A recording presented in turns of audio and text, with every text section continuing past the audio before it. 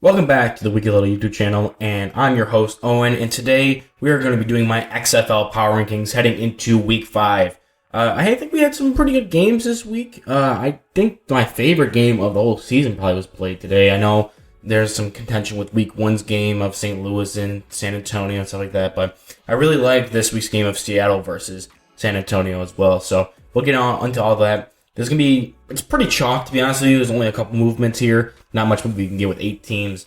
I made one movement because I truly felt it. The other one was more just like, I could go either way with these teams, and just so that way it's not all lines except for one little movement. I made that movement as well. So don't expect a lot of shifting, but we're just going to talk about the games real quick. It's not going to be a crazy episode or anything like that we've had in the past few weeks. So at 8, the Orlando Guardians. I actually took notes for this one. And the only note I took for the Orlando Guardians was just that Charles Rambo exists. Like, I remember him coming out of college, and I was like pretty happy for him. On the receiving boards of the entire league, he's not even close to the top. He has 10 receptions for 144 yards. Oh, I'm sorry, that was sorted by touchdowns. Let's see, yards. Charleston Rambo, yeah, he's pretty far down. I'm not even gonna try to count that, but he's not even like their best receiver. Cody Lattimore, the tight end, is number 6 in receiving yards. So, like, at least they have somebody else producing. Paxton Lynch wasn't terrible, I guess, even though they had DeAndre Francois coming for 4 passes. But 18 of 30 for 267 and 2 touchdowns. Got sacked 4 times. This offense is I think the play calling is fine. They've ran a lot of plays. I watched this one pretty intently. It was the first game of the week. Usually that's when my interest is super peaked, and I'm really super busy on Saturday nights. So I watched this game. Their play calling seemed good to me. Like, they had a lot of plays. Like, there was a crossover in the middle that Lynch just missed horrifically. That would have been a big play for them. And I think it's just the failure to execute. I think, again, it comes back down to quarterback play. If they had a Ben DiNucci, if they had a Brandon Silvers, even like a Jordan Ta'amu, I think they'd be performing a lot better than what they are. So Charles Rambo, 2 catches for 89 yards and touchdown. There was just the one big one, the giant touchdown catch that really kept him in the game early on before it kind of got out of hand. But yeah, I mean, I wasn't expecting much. I have a bone to pick with the Vegas Vipers, and we'll get to them in a little bit. But man, I was 3 for 3 on my parlay until the Vipers came over and ruined it. But we'll get into that when we get to the Vipers. Next up, also not moving, is going to be the Arlington Renegades. I think I'm pretty sold on this team. They had Kyle Sloter in as their quarterback this week, and they kept the game competitive, I'll say. The offense looked a little bit better than when Drew Plitt was in, but 4 turnovers by Sloter, 3 interceptions, 1 fumble. It's not that great. I can't really find a lot to talk about with this team. I'm not really excited by what they do, how they play. I was more interested in watching the Battlehawks when I was watching this game, as opposed to going and seeing, what am I going to take away from the Renegades here? Like, I originally thought that with Sloter. I was like, let's see how the offense looks. And I was like, the offense looks marginally better, but still he went 23 for 39 for 205, 3 interceptions with no touchdowns. He only got sacked 1 time. The rushing offense, 15 rushes for 3.3 average, single touchdown. Now, I don't think they have any, elite guys back there. 9 for 24 was their leading rusher with Defiant Smith. Wait before I get off of them. Fun little nugget in state, Texas, Arlington, Dallas. Caleb Van Der Esch, cousin of Leighton Van Der Esch, led them in receiving. 2 receptions for 48 yards, and that's it on 5 targets. Jesus, 5 targets, 6 targets, 9 targets, 6 targets. They had, some of these guys were not, that's less than 50% catch rate. A little bit over, 4 for 6, that's 2/3. So like 67%. 6 for 9, same thing, 2/3, so like 67%. 3 for 6, 50%. They did not have a lot of high percentage ball catchers on this team. That is kind of depressing. But yeah, like I said, this team isn't really that interesting. Shout out to Donald Payne for them for having 12 total tackles, even though 10 of them were assisted. They can't really knock him for that. That's just how the game is played. But yeah, I wasn't overly impressed with this team. Up next are my parlay killers. The bastards couldn't keep it within 6 points. I really needed them to score some touchdowns, and this game actually wasn't that bad. Like, the final score looks bad, and when it got to the end, like the 4th quarter, it looked kind of like a slaughter. But if you watch the whole game, the Vipers were in this game, and then the second half happened, and they've not been good in the second half at all. Brett Hundley came in. I had them going up 2 spots last week because I thought Brett Hundley would be able to drive this offense and actually make this team better than what they were. thought it was a little too late to catch up with the rest of the North, but I thought maybe they'd be a respectable team, not be 0-4. Could beat the could potentially come in here and spoil the defenders, and that's why I took the parlay. But apparently he came in hurt, had a leg injury coming in, and then after the second drive, he was out for the rest of the game. Luis Perez came in and did admirably. I think Luis Perez had his best game of the year so far. I think I'm kind of disappointed. I thought highly of Donovan West coming out of Arizona State. Didn't do that well in relief for their. He was their backup center. Came in when their starting center was hurt. And the first play of the game for the Vipers was a fumbled snap that DC jumped on and took a 6-0 lead. But that didn't end up having even matter because DC gave away their first possession in the second half. So it basically was if they lost or won the coin flip the other way around. So I'm not going to be too upset about that part. What I am disappointed in is Martavis Bryant. They showed him on the sideline. He was like scuffed up on his jersey, so obviously he was out there playing. But like he is fourth on this team in receiving, with 8 receptions for 77 yards and 0 touchdowns throughout the whole season. Like, I know that their passing offense hasn't been the best in the league, but like, you're a former NFL player. You were a good NFL player, and the only reason why people said you got kicked out of the league was because of marijuana. But like, you can't go out there and dominate the XFL, kind of like what Josh Gordon is, or some of these other younger guys like Ja'Cory Pearson. What, you don't get another shot at the NFL because like you have 4 games and you're averaging 2 catches per game for less than, I think that's 25 yards, because it would have been 100 yards. It was 25 yards each. That's ridiculous. I expected a lot more from him. I'm pretty disappointed on that. The fact that he's fourth on his own team is kind of disappointing. Like, even if their passing offense was bad, he should at least be leading the team, and he's not. So the Vipers in general are disappointing. I thought a lot more highly of them coming into the season. I didn't think they'd be a great team, but I thought they'd be respectable. With Hundley, I thought they'd be even more respectable than that, but he's been hurt. Hopefully he can come back next week.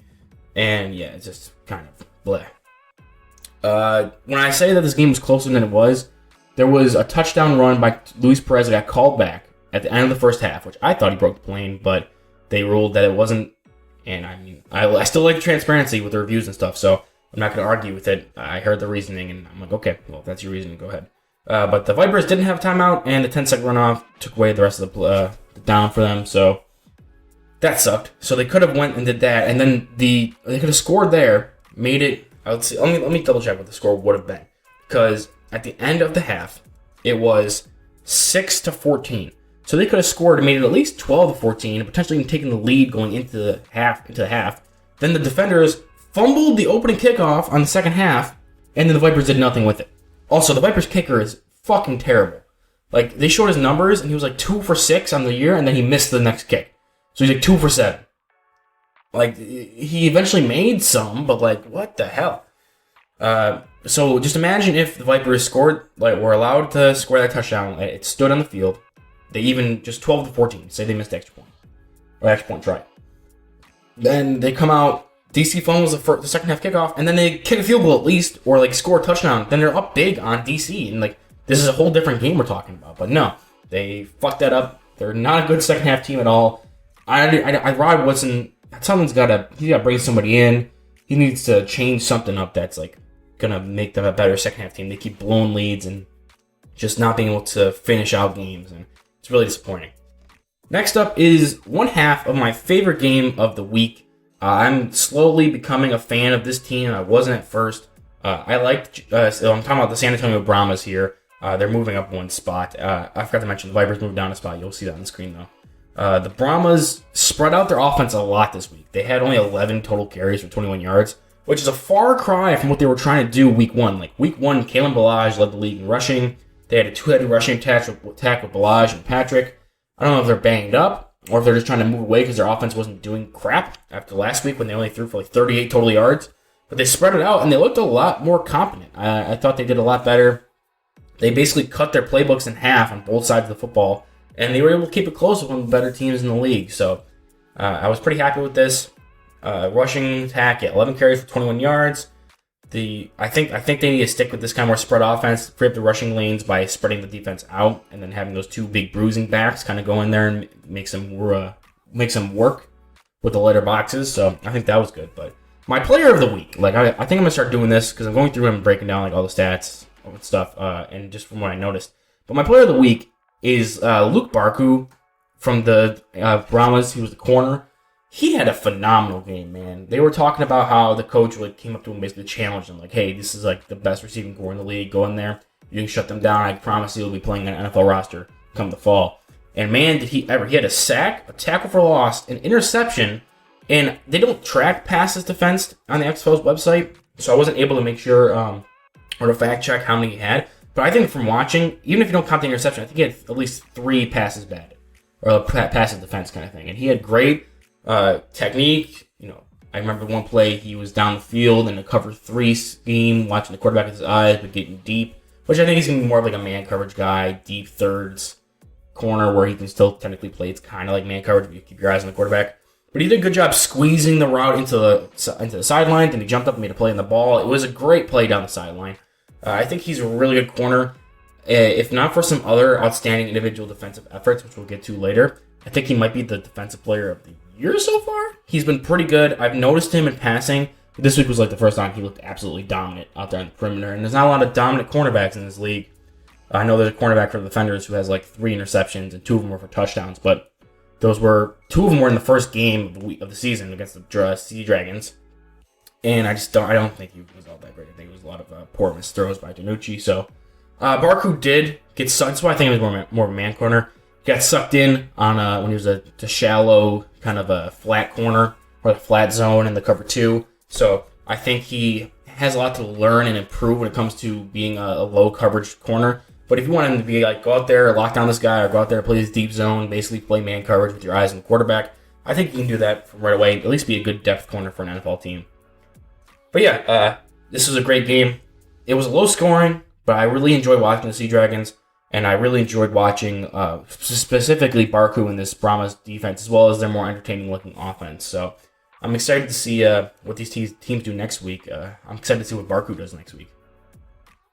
Next up, without moving, is the St. Louis Battlehawks. They packed it. I think they broke the record for spring football attendance in this game, and I put my bets on them to win this game outright just because of the home field advantage. And it was looking a little dicey at first because the Renegades were playing tough, playing like a backed up animal, but they eventually pulled away. Brian Hill is coming along really well. I not only am I liking his celebrations after touchdowns, but as a rusher, he is 4th in the league now after only playing 3. He's played one less game than everyone else in the top 5, and he's 4th with 176 yards. He's got a touchdown. He's been contributing as a receiver, on the 2-point conversion. I think it was a 2-point that he. I don't remember what point yardage it was, but he made a good catch in the conversion. He has 9 receptions for 101 yards in 3 games with the touchdowns, and I think he's really been showing out for them. And overall, I think behind Seattle, the Battlehawks probably have the second best receiving core in the league. I really like Austin Prohl. He didn't get a lot of touches this week just because they were, spreading the ball around a lot more than they were in the past. I think week 1 and week 2, they were definitely funneling their offense through him. So he had a lot bigger numbers in that first week, especially than he has in the weeks preceding. But you don't want to be super one-man focused. Darius Shepard had 8 for 91 and a touchdown. Hakeem Butler with 4 straight games with touchdowns in them, 5 for 52 and a touchdown. Prohl had 4 for 26. He was clutch in the late game too because they really needed the first down. It was they were 0 for 3 on 3rd down, and then he made a big catch and really got their offense clicking. When they were on and their offense was moving, they had some pretty long drives. They had a couple 3 and outs, and that kind of is expected to come with some of these offenses and some of these games in XFL. But they really looked like a competent offense, and I think just talent-wise with Butler, Prohl, Shepard, and Brian Hill at the backfield, I think they have probably the second best receiving core behind Seattle. So. I really like this offense. Their defense really showed up. They had 3 interceptions and 1 fumble recovered. That was just a cherry on top, really prevented the Renegades from getting into it. I think that's more of a detriment of the Renegades' offense than it is a bonus for the St. Louis Battlehawks defense, but at the same time, can't knock a good stat line there. Now, moving down one, just because I didn't want to have all stagnation and no movement whatsoever after just the Vegas and the Brahmas. Seattle Sea Dragons moving down 1. Kept it close. They weren't able to really come out there and dominate the Brahmas like I thought they would be able to. But quick shout out, Ben DiNucci breaks the 1,000 passing yard mark. First quarterback to do it this season. He leads the league in passing yards. He's, I think, 3rd in passing touchdowns. So he's been pretty good. I don't know if I'd give him the MVP per se. I think I'd give it to Ja'Cory Pearson instead, just because he's been so phenomenal on a week-to-week basis. and really is what's giving DiNucci these big numbers. Not just him, but like the whole offense. He's kind of that good compliment, though. But I mean, quarterback bias. It's probably going to be DiNucci that gets it, even though Kamate Turpin won it in the USFL last spring. So we'll see what happens. Morgan Ellison is really giving this offense a dimension that I thought they were lacking in the first 2 weeks. I'm really impressed with him. Now leads the league in rushing yards. I think I don't know what his NFL potential is going to be. He's a good, big, bruising power back. He's kind of younger, just coming out of college. I don't think he has like great speed. He like can barely break away from these XFL guys.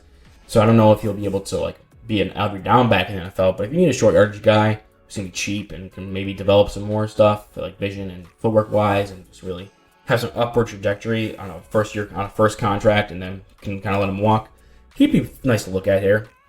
He had a good spin move though. He does make some guys miss, so I'm kind of impressed with that. But he does do the best when he's dropping the shoulder.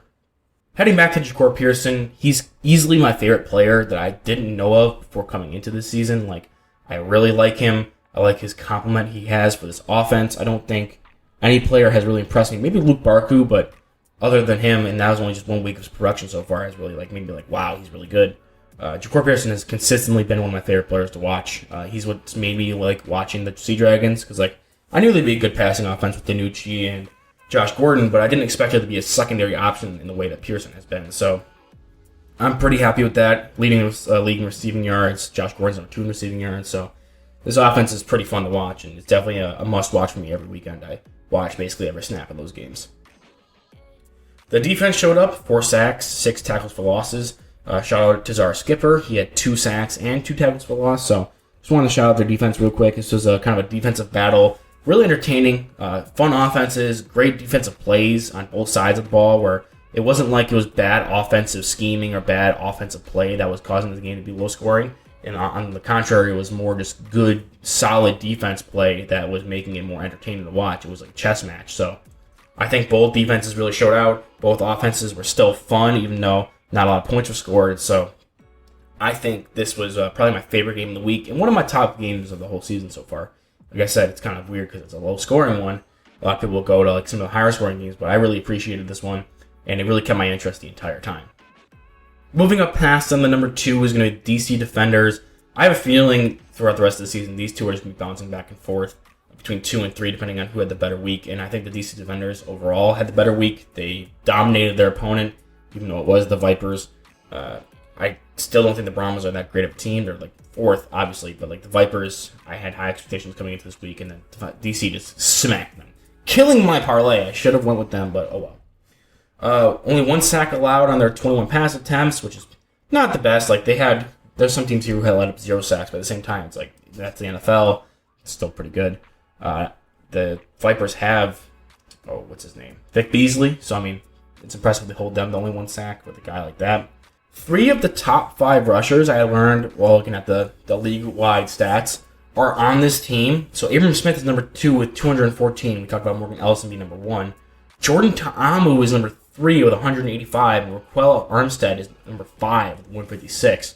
I'm kind of happy with how Armstead's progressed. Last week he had a fumbling issue. They, keep going with him, and he keeps rewarding them. So cleaning up those fumbles is going to be key, and so far, he's rewarded them with some good numbers and stuff. So they have probably the best rushing offense in the league now. I don't think it's probably. I think they have easily the best rushing offense right now in the league. And then both their quarterbacks are top 5 in rushing touchdowns, with Derek King having 4. I believe he had 2 in this game. And Jordan Ta'amu at 5 with 2 rushing touchdowns. I believe he's tied for 5th, but he's still number 5. They have 3 of the top 5 rushers by yards and 2 of the top 5 rushers by touchdowns. I think they have a good balanced offense. Their defense has been good. I think I thought they'd be a little better with Greg Williams being the defensive play caller, but you can only do so much with the talent you got. I know they have that one corner they keep highlighting, number 15, the guy who had 3 interceptions. I'm blanking on his name right now. Let's pull it up. I have it in front of me. I don't know why I'm acting like I don't have it in front of me. Michael Joseph. They have some solid players there. They only had 2 sacks this game. 7 tackles for loss, though. The 1 interception as well. They're a solid team. And I think that if their offense is on, they can control the ball. They can keep you from scoring too many points. And if any team's going to be able to supplant the Roughnecks as a top team, which obviously they're the top team here, no surprise here.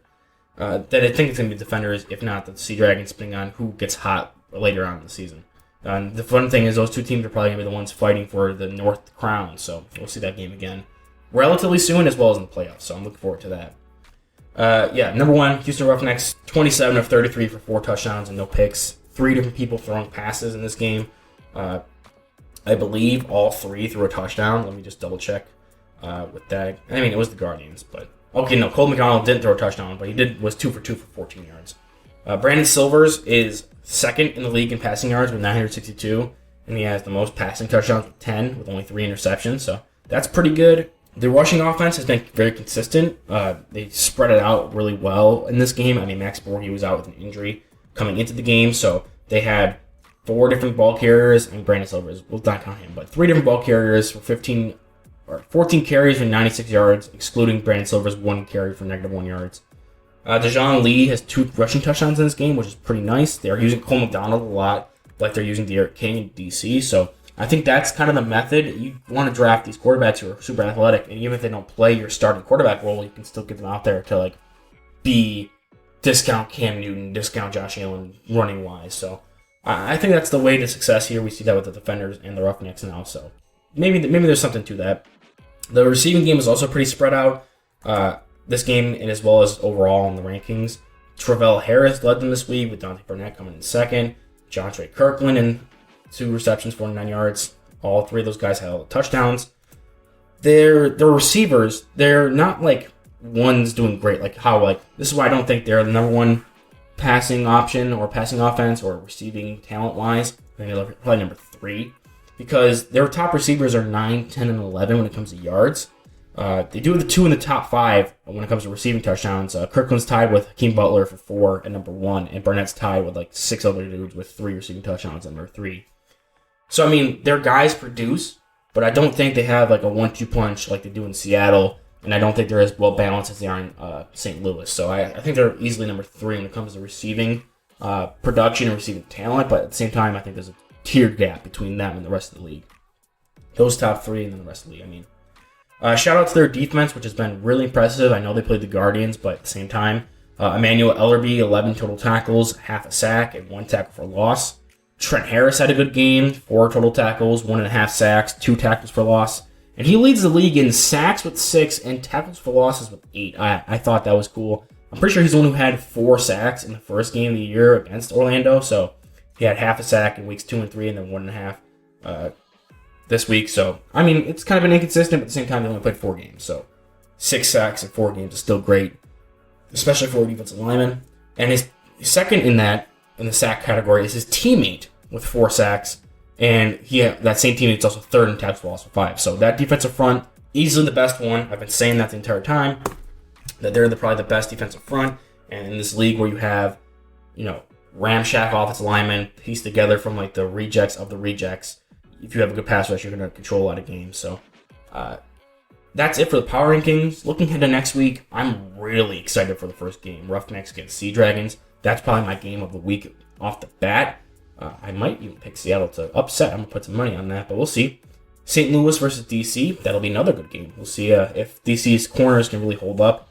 I know St. Louis is good at playing those comeback games, and DC likes to get out in the lead with the rushing attack they have, so that's a good mesh of styles, who likes to do what and how they're going to control that. Orlando or Vegas is going to be not fun, but it's the 10 p.m. game on Saturday. I might just sleep through the second half of that one because I know Vegas is going to blow it. Orlando might get their first win. There's going to be one team left that has no wins after this week, so that'll be fun. And the Renegades against Brahmas. I think the Brahmas should be able to handle the Renegades, but we'll see. The Renegades are kind of hot and cold, streaky with how they want to be good or not. Like we saw against the Vipers in week 1 and stuff like that. So I don't know what quarterback they're going to roll with, but we'll see. I think the Brahmas might be able to come out there and really establish their role defensively in that one. So I think the Renegades and Battlehawks definitely have some of the worst offensive lines. So yeah, I'm excited for next week's games, especially for the first game on Thursday night at 10:30 p.m. I will be up to watch it, even though I think I work at 5 a.m. or 4 a.m. the next day. I will definitely be up to watch that game. That game's going to be crazy. Other than that, I'm looking to post some more draft content coming out the rest of this week with free agency and my top. I'm going to start putting out top 10 lists and stuff like that. So yeah, stay tuned for that. Subscribe and check me out on all my other platforms like Spotify and such. And I'll catch you guys in the next one.